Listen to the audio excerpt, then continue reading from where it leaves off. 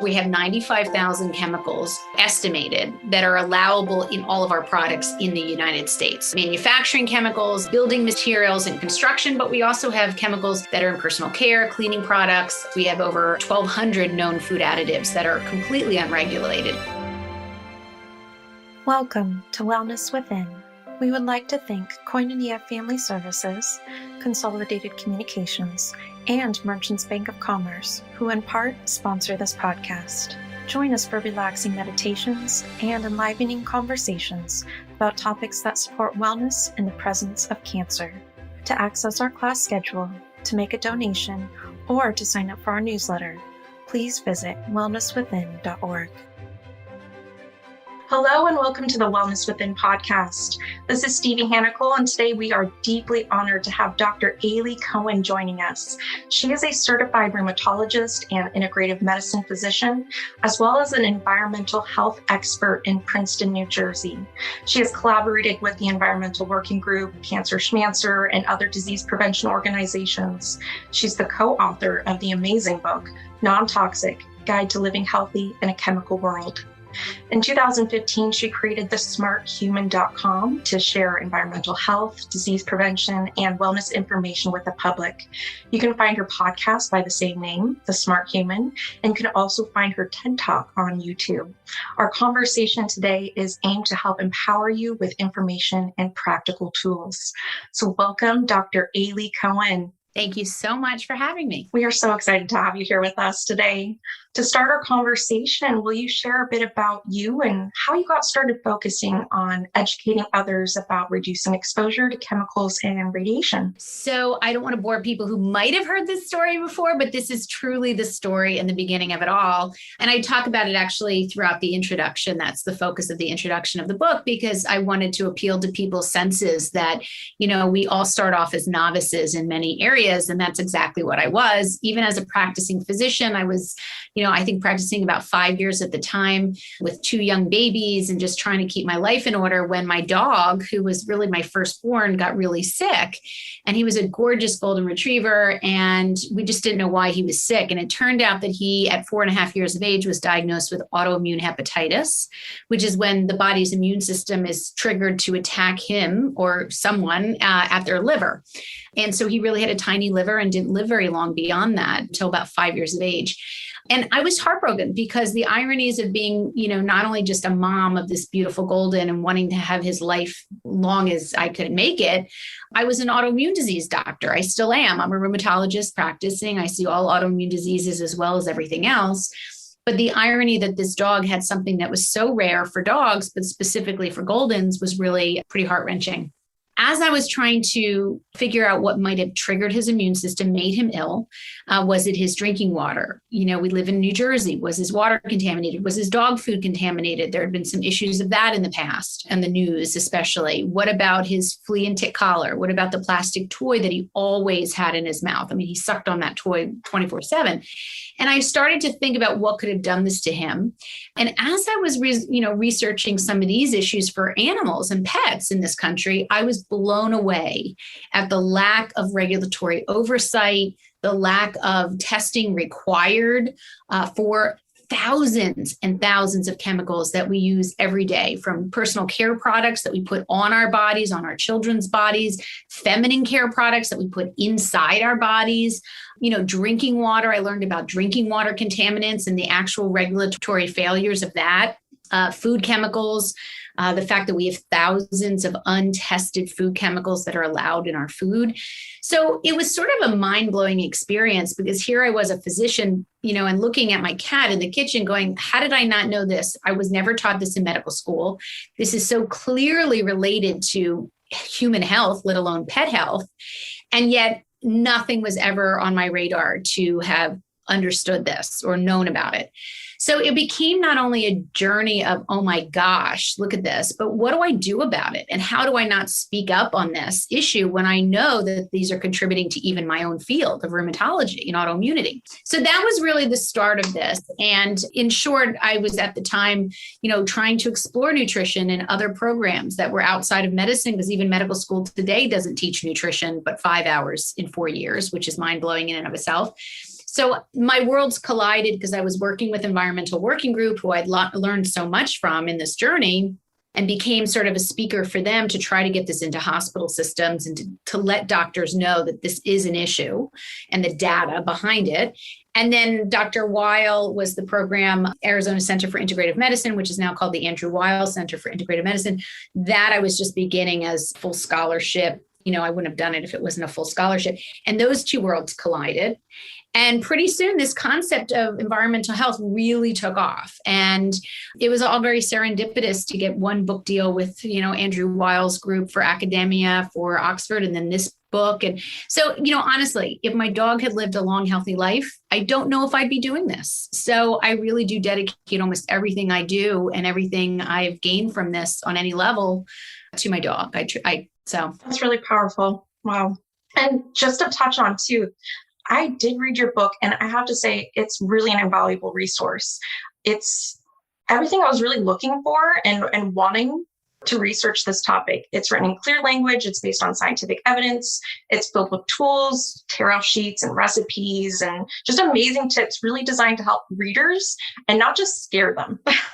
So I think it's really important. But for those who have not yet read your book and maybe are just starting to learn more about this topic too, what are some of the chemicals that you've learned that we really need to be most aware of? The big issue is that there are just so many chemicals. So to start off with the conversation saying, listen, we have gone unregulated and the chemical industry has boomed. I mean, 1950s, we had the whole pesticide industry exploded because we had certainly, created pesticides that would be, or I should say, helpful when we had troops overseas. And so we had to protect ourselves against malaria and a variety of illnesses that were sort of for the troops. But that landed us in an explosion in the 1950s for not only pesticide chemicals to create, crops that would be more efficient, more abundant, avoid pestilence. But we also, during that same time period of chemical explosion, created chemicals for plastics, food storage chemicals that would take the place of natural resources like wood or steel, which were limited at that time with World War II. So, the idea was we had this unregulated explosion. It was considered a boon to the economy. It was considered so fascinating that people could, have dinner plates that wouldn't break. And, it was just wild. So during that time period, we had the largest influx of chemicals to the market in terms of compounds. And then it didn't really stop. We never had regulatory oversight to require, sort of like the horse left the stable. Now we're in a position where we have 95,000 chemicals, estimated that are allowable in all of our products in the United States. So that goes from manufacturing chemicals on furniture, on building materials and construction, but we also have chemicals that are in personal care, cleaning products, paper goods, cookware, and certainly in foods. We have over 1,200 known food additives that are completely unregulated and allowed in our food system, which is just mind-blowing. And then, of course, we have drinking water issues, which we can talk about because that's become a real big issue for me. So once you know that there's this big amount of chemicals, the question is, well, how do you go about tackling these issues? The way I saw it is instead of going by chemical, which none of us are really chemists, even I'm not a chemist or a toxicologist, let's go by what we love and do and see if we can swap them out based on what we know of those habits. So for instance, BPA, bisphenol A, which was one of the first endocrine disrupting chemicals, or a chemical that can affect human hormones, which is part of our endocrine system. Hormones are very, very minuscule, very small messengers throughout the body that create a bunch of physiologic change. So we have hormones for our thyroid, for metabolism. We have hormones for fertility. We have hormones for growth and development, even in utero, as well as during our teen years and all the way through growth, menopause even. We have hormones that affect our bone strength, that make us not osteoporotic too early. We have hormones for diabetes. So insulin is a hormone. So it manages our sugars.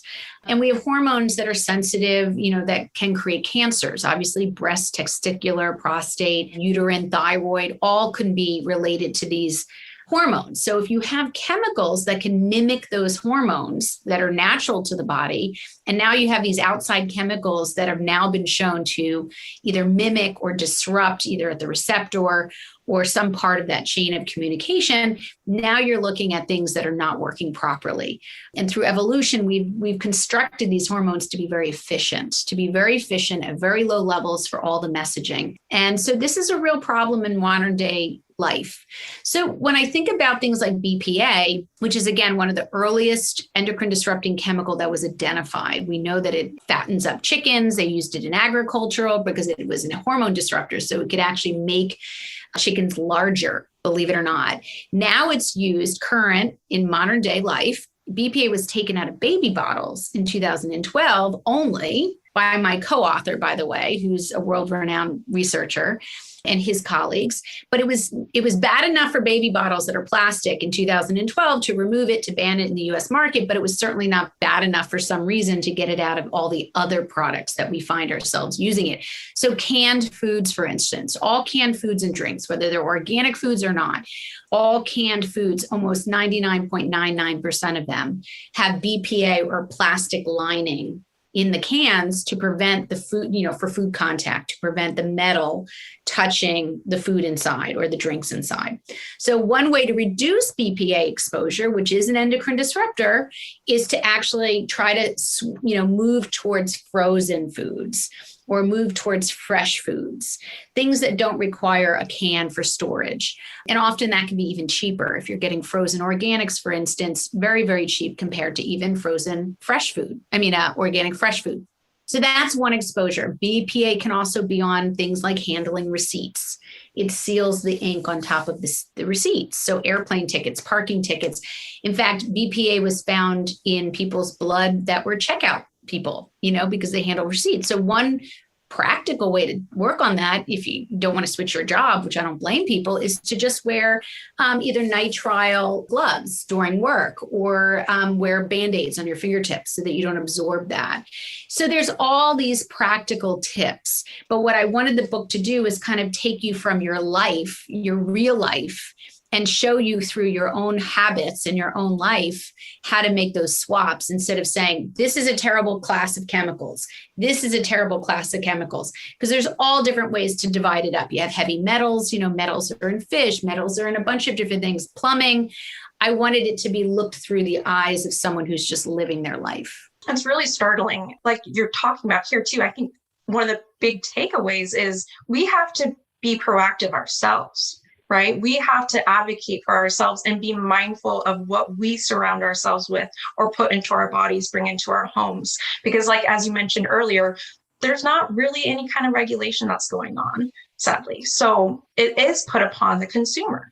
And so The more information we have, we're going to be more empowered and make better decisions for our own health and the health of those around us. When you're pissed, and you're upset about something in your life, about health of your child or yourself or your animal, whatever, I was pissed that this does not exist. So my surprise and my disappointment turned into passion of really giving this to people directly, to consumers, because I had also really lectured to a lot of doctors groups, a lot of grand rounds at major hospitals, and there wasn't a lot of interest in following up after the talks to find out how they could swap out some of the important plastics in the medical environment, IV tubing, NICUs and PICUs, all the different, especially NICUs, neonatal intensive care units.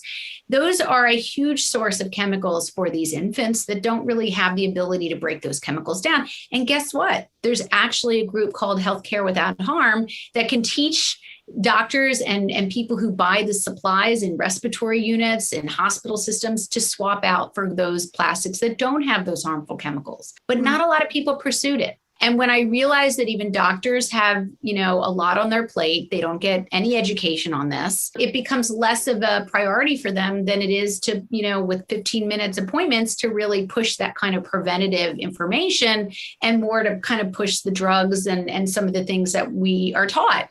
So I focused on my babysitter was asking me questions, and I realized that may be a really great way to get this information into young people's hands, is to go for high schools and young people and consumers consumer advocacy.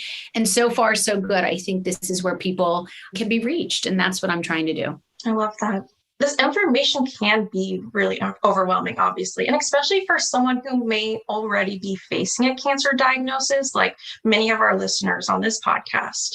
So what would you say are some of those practical tips that you would recommend taking to help reduce toxic exposures in our everyday lives? Yeah. And I think when you're talking about people in remission, which I think is a subset of population that doesn't get talked to very much in terms of what they need, we all talk about preventing cancers, treating cancers, but we don't talk about staying cancer free.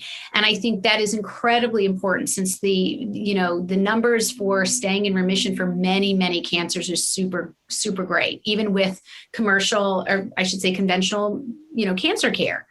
But the idea is that once you get through that acute period, you can really make a difference in your ability to stay in remission. And there's data to support this. And that's really also what I want to share is that people can reduce the chemicals that may have put them in some associated or unassociated way in harm's way. You can still learn to reduce those exposures and turn off the faucet for that.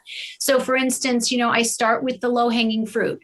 Why should we have chemicals in our home for cleaning products, air quality, like plugins and incense and candles and all of the things that have phthalates, which are PHTHALATES, which is spelled a funky way, but phthalates are a group of endocrine disrupting chemicals in fragrances.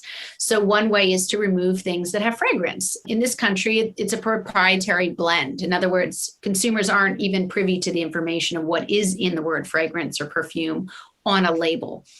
So looking at cleaning products, things that actually linger on your chairs and your tables, on your floors that get into your dust, where kids can pick it up through stickiness to their toys, pets' paws. Getting rid of things with fragrance really just saves money. And it removes that exposure in a very easy, quick way. I remember dumping an entire drawer of Glades plugins. I'm sure I'll get sued for this. And I don't care. And it was like Mountain Breeze and Ocean and Strawberry and Pumpkin and Holiday this. And I thought, you know what? This is what I was enjoying, is putting one in every couple of months, when in fact there are fragrance or phthalates that are used to keep that fragrance lasting longer. And often those phthalates are also used in cosmetics to make the colors stay bright. So, removing extraneous, unnecessary, marketed chemicals from our environment is a really low-hanging fruit for me. Then you can look at things like food quality. Of course, everyone's always talking about eating, more fruits and vegetables. Well, I would say to raise the bar to really be helpful is to look not only at the fruits and vegetables, which is certainly better for the human body and the gut microbiome, but looking at the quality of those fruits and vegetables. Because if you look at, say, the Dirty Dozen Clean 15, which is a very important list from Environmental Working Group, which is a great group, ewg.org, they every year look at produce, fruits and vegetables across the country that are not organic, called conventional, and they test the skin to see whether or not they have the highest loads of pesticides, which are called the Dirty Dozen. And then they also rank the top 15, Clean 15, they call them, which are the fruits and vegetables that don't have very high loads of residues and that could be bought not organically if you had to make those choices. And turns out spinach, kale, strawberries, apples are some of the highest loaded pesticide-ridden conventional produce. So here you have your kale salad, you're doing everything right, you're not having a Big Mac, and you're eating your salads, your spinach salad with some strawberries on top, and realizing, I think if people knew this, that they really are loading up on pesticides, which can potentially and likely do kill off the good bacteria in the gut that makes your immune system so strong, that we've evolved with for millions of years to have such an abundance and variety of bacteria. Then here you can see the irony in that. And again, I'm waking up to this too several years back, and I'm like, what? So I think eating clean, less chemicals, particularly pesticides, if you can try to look for all USDA organic produce and food whenever possible, even if it's frozen, which maintains all of its nutrient value, is a wonderful way to keep your body from getting into trouble again if you're in remission, or even preventing a first case scenario. But yeah, the gut is the window into the immune system. The immune system is connected to the endocrine system. They're not siloed. And so the more you create a healthy environment for your gut with less pesticides, even clean drinking water with less chemicals, the more likely your gut will work for you to keep you healthier. So that's really a couple of the biggies. And then there's a lot of other, cooking pans. You want to stay away from non-stick because of the PFAS, chemicals that get into that food. So just swap out to stainless steel. I said cleaning products, personal care products, you can look up and just swap out pretty easily now that you have ewg.org/skin deep. So there's lots of really useful furniture. We have links for great, safe furniture without flame retardants. So again, it's a journey. I don't want to overwhelm anyone even on this podcast, but it's a journey. And if you want those resources, then that's how you can use this book at your own pace when you're ready and in a way that makes sense to you. You know what I mean? So that's important because no one wants to be judged. No one wants to be told it's their fault that they're sick. I really resent that kind of messaging. So, I think it's important for people to just do this at their own pace. I love that. I love that you really prioritize that messaging because, I think there can't be an overnight switch, right?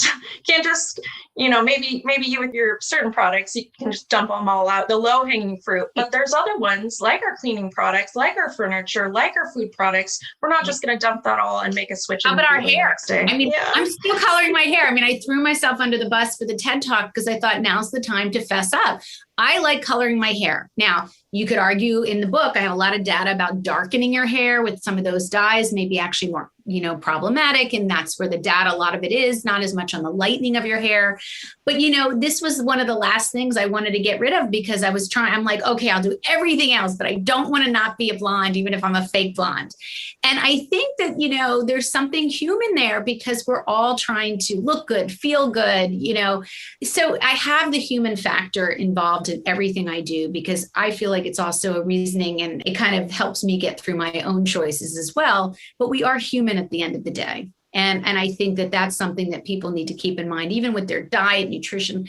I really don't like blaming people for something that they were marketed to or didn't know better. Absolutely. And one other thing too, is you talk a lot about water, and I was just wanting to touch a little bit more on water filtration, because I know you mentioned that it's important to have good water filtration. Is there certain ones you would recommend, like in terms of filtration systems, or anything we should really know around water? Yeah. Let me give you just a couple quick facts I want people to buy into why things get done or should be done, because otherwise people don't own it. They won't stick with it. They won't follow through. So here's a couple quick facts. In the United States, we have water system that's, by the way, cleaner than any third world country. I will say that, but it's by far dirtier than any of us should ever have to live with. And here I'll explain. So there's 160,000 more or less wastewater treatment plants, which is where our tap water, our city water comes from. They have to go through these wastewater treatment plants to get so-called cleaned off. And those 160,000 wastewater treatment plants serve 80% of the US population for water. The other 20% really comes from wells in a small town, wells in your home, school wells, those kind of things. And they have different regulatory issues as well as problems from a health perspective. But let's just say the 80% that are getting tap water, municipal tap water, they still are under a law called the Safe Drinking Water Act from 1974. And under that act, which literally has not changed in 50 years, only oversee 91 potential contaminants, 91 chemicals in the water. So it's gone up by one or two over the last couple of decades, but essentially right now as it stands, and I have it in the book, 91 chemicals that are the law that covers this 160,000 water treatment plants. And so the problem with that is if we have 95,000, more or less, from coal ash, fracking, manufacturing runoff, anything from in lakes and streams, anything from air pollution that gets into the water bodies, aquifers underneath the soil, sewage, by the way, medications in our urine actually go right into those waste treatment plants to get cleaned off. It's almost mind-boggling. We have so many chemicals that get in there, and they're only taking off or remediating to a certain level, which is arguable as well, 91 chemicals. Then it goes right out through PVC piping, if we're lucky, because apparently that's the replacement for the lead piping. And then it comes all the way to your house 30 miles, 40 miles away. The point I'm making is that we think it's cleaner than it is. So whether the water really does come up from the ground as a well water, which again, doesn't require any testing, can have lots of chemicals in there from farming and whatever, or it comes from municipal tap, you get an opportunity to clean that water before it hits your body. And what you choose to use as a filter varies in size and cost and what's it's capable of removing. So I try to give people the full gamut of choices. And then my punchline is what I would do and what I have done.